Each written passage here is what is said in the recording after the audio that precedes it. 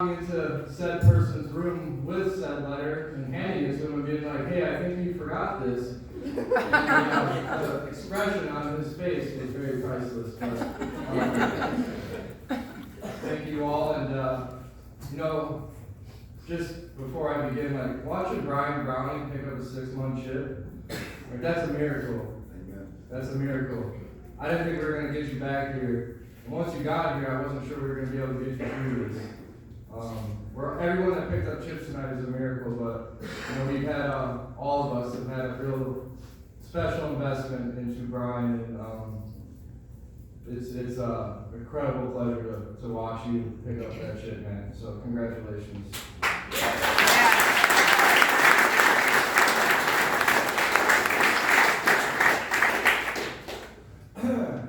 2013, my very first commencement was 6 years ago today. I got here on a Thursday night. So yesterday, it was surreal. Since Scott was out of town, I was given the great pleasure of getting here at 6:15 in the morning to do morning meditation every day. And it was crazy to be here where my journey began. Doing morning meditation with you guys, and it was a very surreal moment. It was also Quay's birthday, so that was all just made it all the more enjoyable. If you guys are in morning meditation, you understand. So I'll decide. I'm gonna try to stay out of my before recovery as much as possible. I don't really see a whole lot of value in talking about how much drugs we did or that type of life. There's really nothing to be taken from that can be utilized for growth. So I'm just going to give you the brief rundown. I grew up in a great family. My parents are, to this day, the greatest people I know. I wouldn't be standing here without them. I know that to be, true. Especially my mother, who is literally the strongest human being I've ever met in my life. The things that she has dealt with not only myself, my brother, who is also one of us, and just the things that have been put on this woman. And she continues to hold her head high and walk forward. It's remarkable to me. I took my first, I guess before I even talk about taking my first drink, I'll talk about the fact that I always felt different, right? I always felt out of place.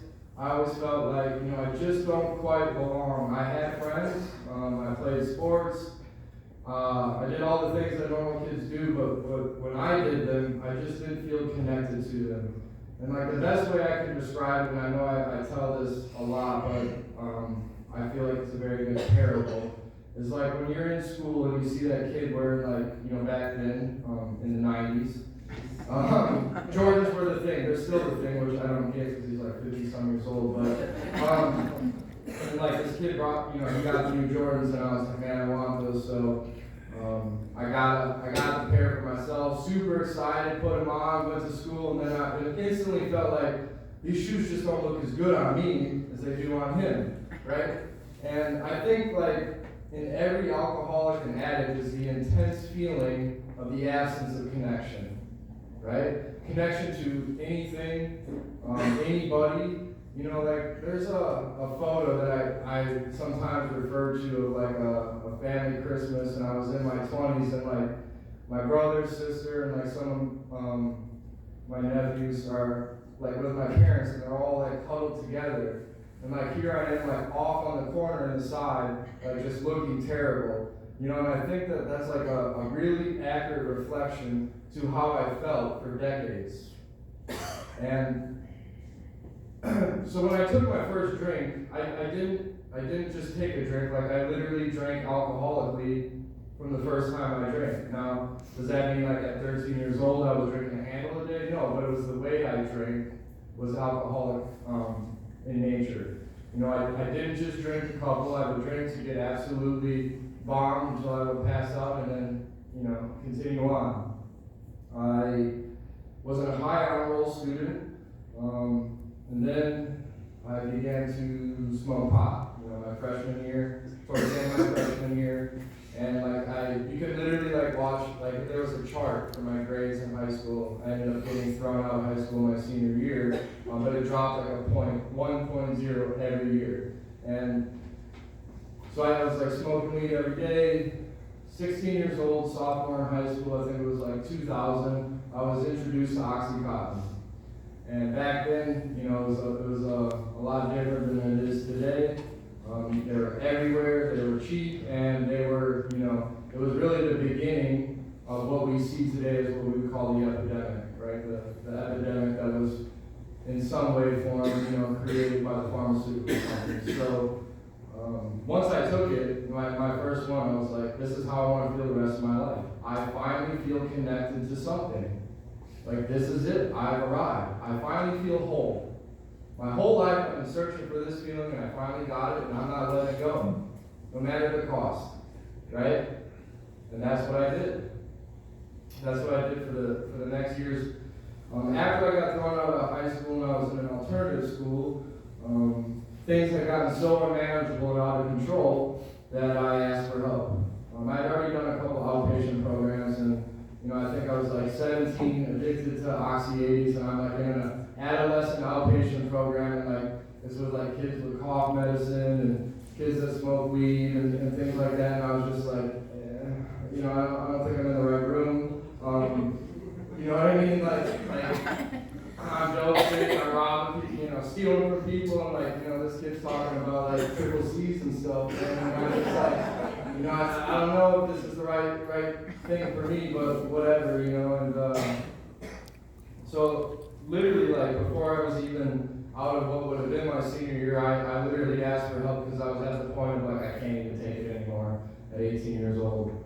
And so I went to my first inpatient rehab in Oshkosh, Wisconsin, and it was a 28-day deal, and I don't really remember a whole lot of it, but I remember they kept saying oh, you gotta write first steps, That was the only time I ever really heard anything about the steps. I think they gave us, you either picked an NA book or an AA book, or they gave you both, I don't remember, but I don't know if they either one. So they said they had this process where you would write first steps, and it was just an experience of getting loaded. That was what they described as the first step. And so I wrote out a couple, and I ended up, when I was there, I remember I tried to fit in, right, because I still had that feeling of disconnection, and I remember saying oh yeah, I've shot dope before, yeah, I've shot dope, never touched a needle my whole life, because I still had that I gotta fit in here, so I'm gonna make stuff up. Interestingly enough, I ended up going into their halfway house program that was down the street, and less than 6 weeks after moving into there, I shot dope for the first time. It was a Saturday, we got into a car, we drove down to Milwaukee. I literally took my first shot of dope in an abandoned house in the hood of Milwaukee. It was some shit straight out of a movie. You know what I mean? That was my first introduction into, shooting dope. I was 18 years old, and it was already over at that point. Because people will say oh, how could you shoot heroin? And it's we're already gone before that point happens. You know what I mean? We're already past the point of no return. And people are how could somebody do that? And well, the thing that they don't understand is that we don't wake up thinking what would be really cool when I grow up? To be a homeless heroin addict. That looks really fun. You know what I mean? And so that's the kind of perception that's still out there even to this day, which is crazy. And the first few years that I was sober, I was it's my mission to get into every argument and make everybody understand that this is a disease, right? And it was a complete waste of time, and more than that, it was a complete waste of my energy, right? Because I can't make somebody understand, and I could care less today if they do or don't, right? It's not my job. It's not my job. My job is to invest into the lives of others, right? People that can actually be helped by this information. So, methadone clinics for years, on in and out, and I actually did well for a while on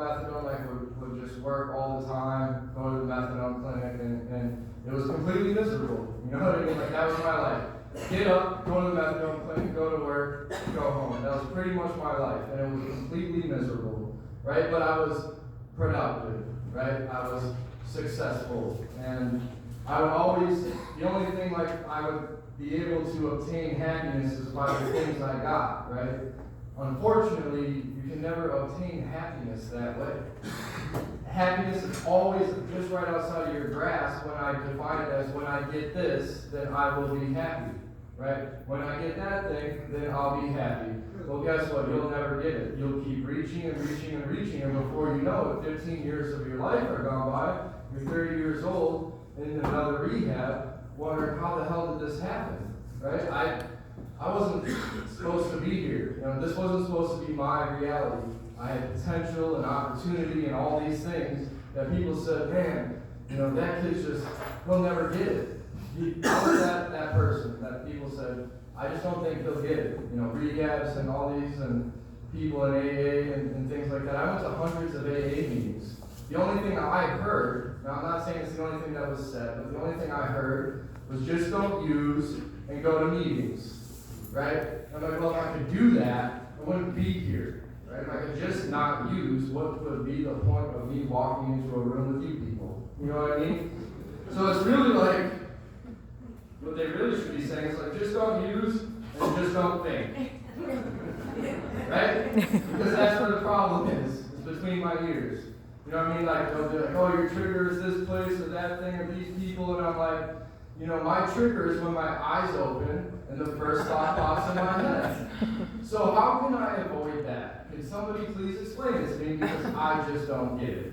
You know what I mean? Like, place after place, halfway house, this, that, and I couldn't even put 90 days together for 12 years. For 12 years, I could not put 90 days together ever, right? And I was just like, this is not in the cards for me to get sober. It's not going to happen. Because I've tried. I've done everything that people have told me to do and blah, blah, blah. You know what I mean? And it was completely broken. Emma, you told yourself that you've done everything they told you to do before? Probably, right? Serious? You think I wasn't going to call you up? Come on. So, when I believe all these lies and delusions that are in my head, right, I build like this crazy glass that I look through. That's how I view the world, is through this perception that I've built up. I believe alcoholism and addiction is also a disease of perception. The past, present, and future. Like, I just can't see the truth in any of it, right? Whether it's to do with drugs and alcohol or not, I'm just completely incapable of actually recognizing the truth in all situations. So like I look at step one, it's like you look at one of those mirrors you see at a fair where like everything's distorted. You know what I mean? Like step one's like smashing that mirror, right? Because a delusion that I'm like a regular person that can take a few drinks or smoke a joint or this or that. I'm not that person. I can't do those things, right? And I thought that walking into a room of AA and saying, hi, I'm Andy, I'm an alcoholic. Okay, I took the first step, right? I admitted it, because I thought it was something that had to be outward. Like I was admitting something to a room full of people who I had just met for the first time. So I was like, all right, I took step one. Well, unfortunately, I didn't even know what step one really was. So it was impossible for me to ever take it. I didn't have any proper information to actually come to that conclusion inwardly. Step one's an inward thing. This whole thing is inward. They say there's little hope for recovery unless someone can experience an entire psychic change. Well, I truly believe that the psychic change is actually born in the heart, not the head. Right? That's where the desire for something different has to come from inside of us, right? Deep down in our soul. The book talks about deep down in every man, woman, and child is the fundamental idea of God. And I believe that's true for all of us. We don't like to think that that's our way out. Right? It's like to accept spiritual help or to continue on. Those are my only two options. That can't be right. Right? I'm super smart, I'm super this, I'm super that. There's got to be a way that I can figure this out on my own.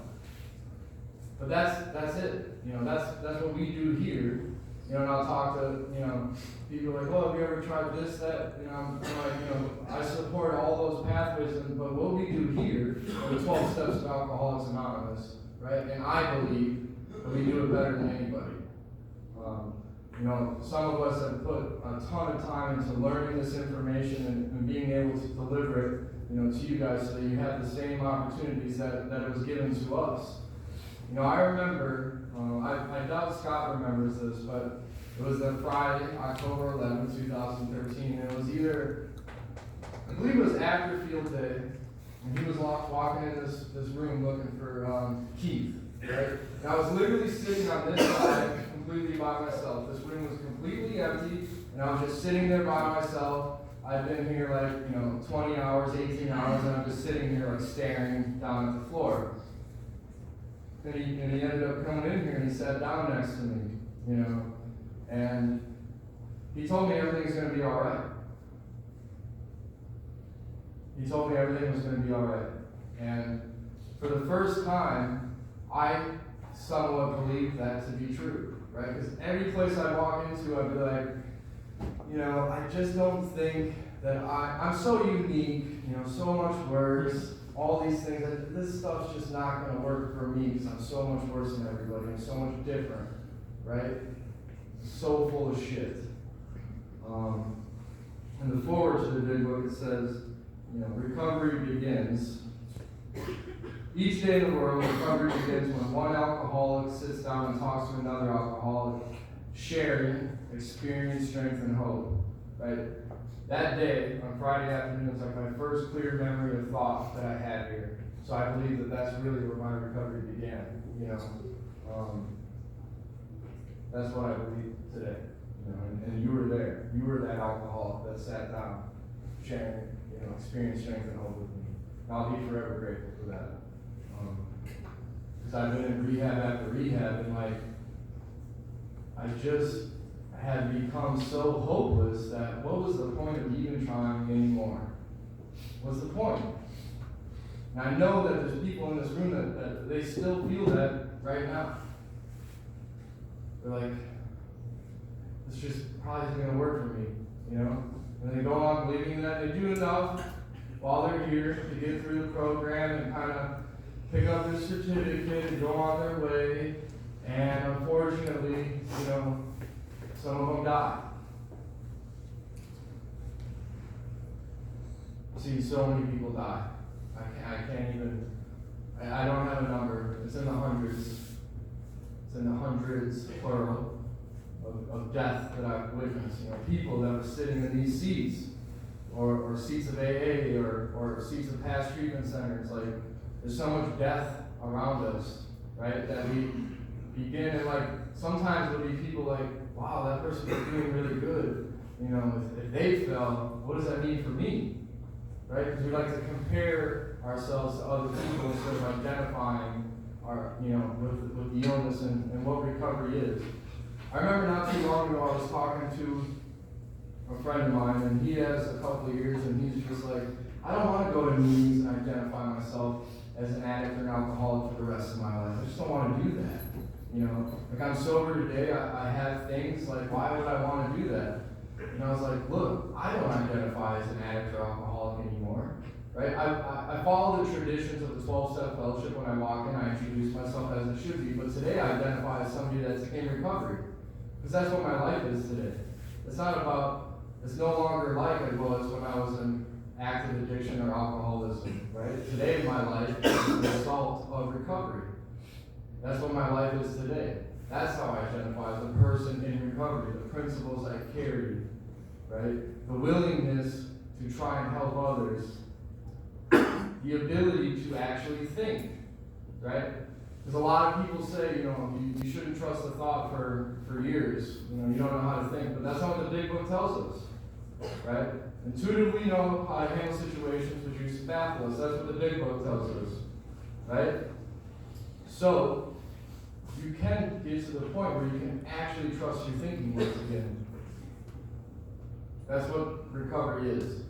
And it's connection to other people, connection to a higher power, something greater than ourselves, You know, there's all these different things that recovery has brought to my life, like the things I've been a part of. I skipped my last rehab story before I got here, but I'll make it real short. I went to this ranch in Washington, outside of Seattle. I remember driving up there and I was like, wow, this place is the most beautiful place I've ever seen. Not the actual buildings, they were complete shit, but like the mountains and all that, like you're in the mountains, the Cascade Mountains outside of Seattle, and there was like really my first real connection in years, maybe ever. It was two guys, right? One of them you met 2 months ago, his name is Tony, and the other one was Jake. And like the three of us were tight. We were tight for months. We lifted each other up because there wasn't any solution there. I can promise you. They took you to like 5 AA meetings a week, right? And the rest of the time you literally would just sit there and brush horses. And shovel shit. I'll tell you a humbling story of mine. So I'd been there like 2 weeks, and there was like this parade through the city for 4th of July. And I, being the new guy, got the shoveling shit duty behind the horses in the parade, right? And you want to talk about humbling, like one guy had a wheelbarrow and I had a shovel, right? So I followed the parade and shoveled the shit into the wheelbarrow, right? Because like then I wanted to get sober, like I had enough, I wanted to, and for a little bit I was willing, right? But at that same turn, it takes willingness and the proper information to get sober, right? It takes more than just willingness. You gotta have somebody that's got the proper information, that's had a spiritual awakening as a result of these steps to guide you through this process. The three of us stayed there for months, you know, and we all went our separate ways. I stayed there actually because I don't think anybody really wanted me back. And I remember getting a phone call, you know, one day from this guy named Rick, you know, who had over a decade of sobriety, and he would kind of come around and volunteer at the ranch.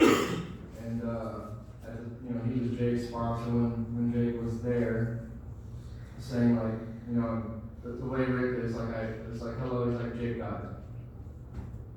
I was like, I didn't even say anything at first. I just sat there in silence. And you know, it ripped me apart because like the brotherhood that you gain from recovery is stronger than any other friendship you'll ever experience, and that is a fact. I don't care how loyal you think the people you used to run with are, they ain't shit compared to the brotherhood recovery. I'll guarantee you that. I guarantee you that. You know, like I said, talks about escaping disaster together. That's what brings us together. That's what bonds us, you know. And it can't be that connection. It can't be measured, right? It can't be quantified. It's just it's there, it's present, and it's unbreakable.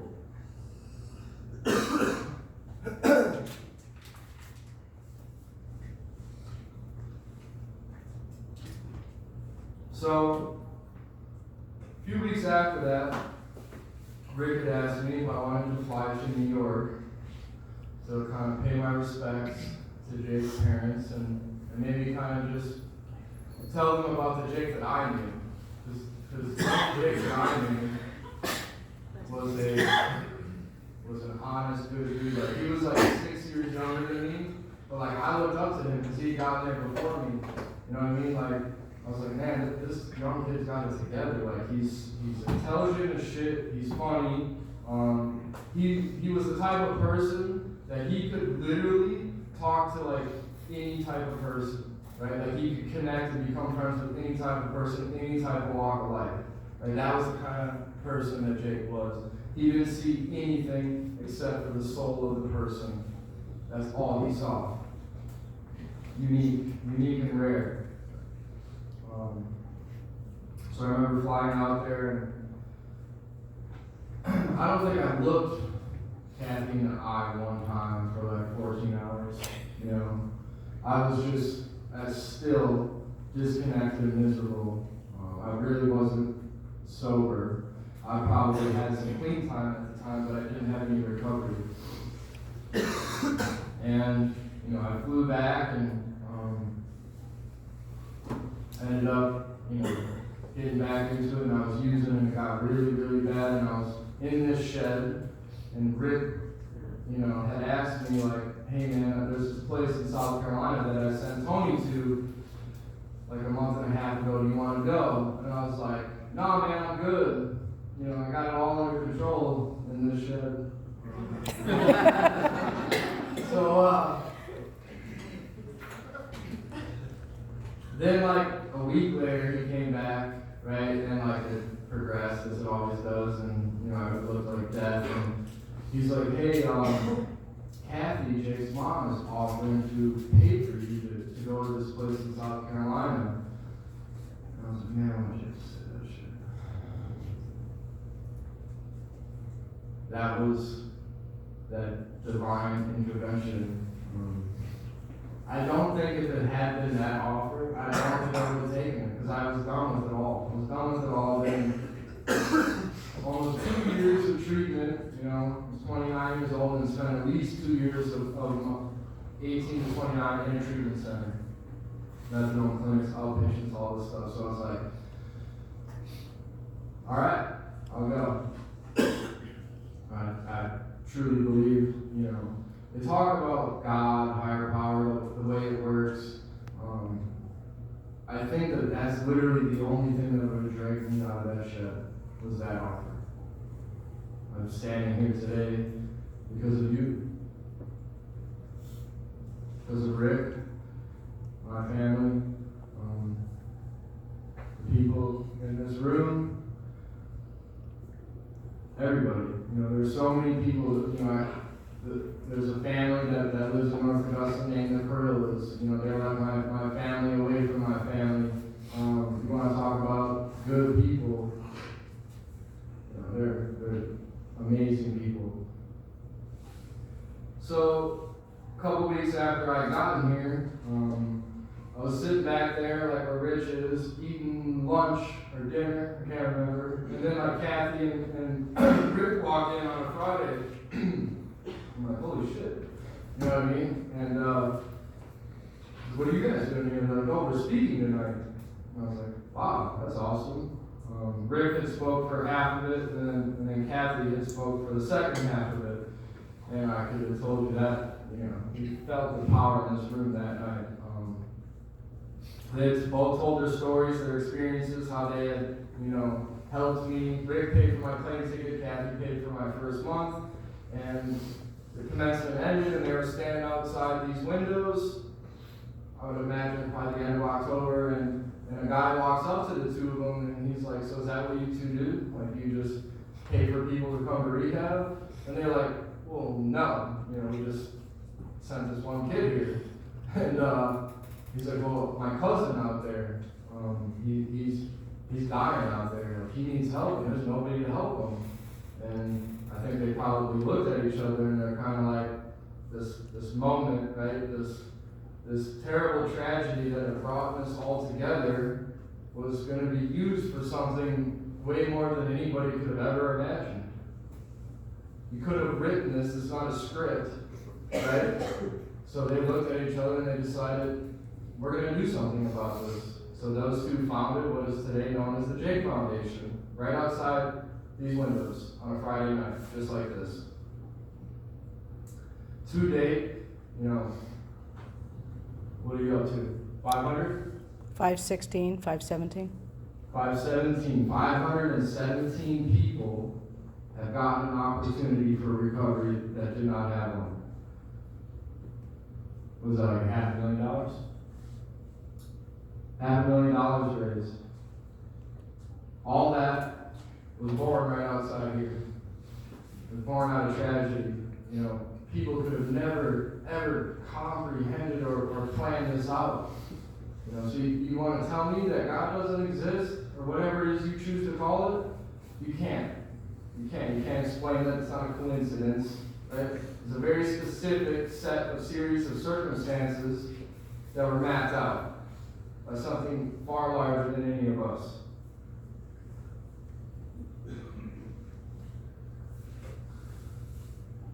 My recovery hasn't always been rainbows. It's been at times excruciatingly difficult, a grind. All that was because of my own thinking for the most part. But there was a point in time in my recovery where I didn't think I was going to make it. And I'm talking a couple of years in. A couple of years in, I woke it up and I was like, I'm going to put a bullet in my mouth.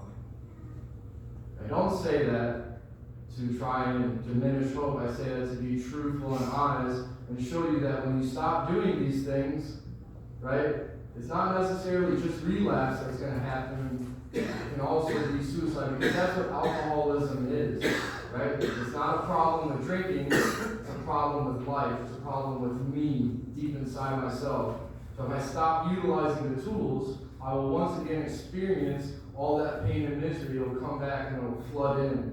And the walls are closing in, and I chose to say, nah, I'm not going back. I'm not going back. I came too far, accomplished too much, fuck that. I'm not going back.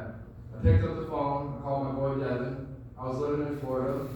He's like, dude, me and my girl just bought a house and we were looking for a roommate. This is crazy. I said, all right, I'm on my way. Packed my car, drove back to Florence because this is where my journey began. I remember seeing Scott for the first time. He was like literally from like me to Oscar away, and he had lost like 150 pounds since I've been gone. I didn't even recognize the guy. I was like, holy shit, that's Scott there. You know what I mean? The man was on a billboard in Florence. He was. I'm still trying to find that picture. I'm going to. I'll put some text out to some people to see if we can get that back going. And I just dove back in, I went back through the steps, started practicing the things that I learned here, and was waiting tables, and then was managing a restaurant, and then was managing on a Friday night, and this new girl walked in. She was working there, and I was like, damn, she's super hot. And you could tell she had some attitude to her, that was for sure. So she actually kind of like picked me up. I'd like to tell you that I was like this player and everything. And I picked her up, but she picked me up. I'll be real about that. And we started a family together. As much as she drives me insane sometimes, I love her to death, and I'd do anything for her. Because that's what recovery taught me, like to sacrifice and drop things that I want to do to be there for the people that need me. And to be able to put somebody else's needs in front of what I want to do, like that's at the basis of recovery.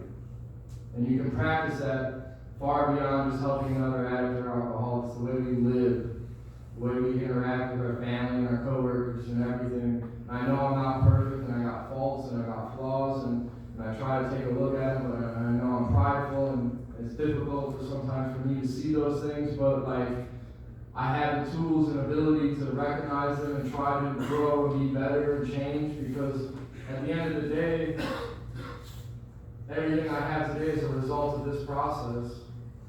I wouldn't have any of it without this, right? So all the things that people start to use as excuses for not to invest into the recovery and not to go to those meetings and not to pick up the phone when somebody that's struggling is calling you, we're going to lose all those things that we're using the excuses to not participate and invest into our own recovery. It's crazy how that flips on us. There's been some moments, in the last 6 years where I did want to just kind of like pack up and run or give up, the walls were closing in, but it doesn't have to be that way, right? And like those these in the rooms of AA or treatment center or this or that, it's for some of us, some people have to die for others to live. It doesn't have to be the reality though. Like nobody in this room has to die. Not one. Not a single one from this disease. Right? And like we say, oh, I need this, but if I only had this, I could get recovery. But like the fact is, and here's the truth, we don't really want to know it, but everything you need to recover is in the seat that you sit in right now. That's all you need. That's it. You got it all. Right there, right now. You can do this, you can pick this up, and you can run with it, and you can walk it, and all these things, and you can experience it. But I can't do it for you. The guy to the left can't do it for you. The girl to your right can't do it for you. Only you can actually be willing to take these steps and to invest into your own life. And then you get to witness the things that, like, Scott and myself have gotten to witness, and like, you know, my crew back there, Bunch and Rich and Anthony and Cromwell. Like, it's been such a joy to watch people come in here, stick, practice this, and in turn give back to the guys that are here right now. Like, that's what it's about. They don't have to be here. They choose to be here. They come because they want to. They come because they don't want y'all to feel the way they felt. That's why. You know, like Wes and all these guys from ALR, like, you know, Wes is about this shit. You know what I mean? Like, he lives it. He's on the phone. You know, he's like, yeah, man, I'm driving for work, but I got like an hour. You know, who do you need me to talk to, or this or that, or whatever? And it's like, this dude's at work, and he's talking to addicts and alcoholics. You know what I mean? Like, Kathy, she's a pit bull when it comes to this shit. Like, she's the advocate of all advocates, right? She don't take no shit, and she has pushed the envelope on what can be done for people like us, right? She's not one of us, but she is, though. That's the thing. Because she stands on the front lines with us. So that's what it's about. I mean, I could go on for another hour about all the things I had today. 2 beautiful children, you know. I'm about to have a birthday next week. You know, I shared the same birthday as my son. Got to be, you know, present 3 weeks ago for my 6-year-old's birthday. Like, these are things I get to experience today. You know, I get to come in here. And I know, like, I don't get to spend as much time as I'd like to with the residents because, like, there's a lot of other things that go into, you know, my role here and trying to keep things, you know, to be able to provide you with the best that we can possibly provide. But I wouldn't trade it for nothing. Like, absolutely nothing. So I sit here full of gratitude and just overwhelmed by, you know, the feeling that I get every time I pull onto this parking lot, because it's like, it's where it all started, and I get to come here every day and give back. So I'd like to thank everybody in this room for being a part of my recovery. Thank you.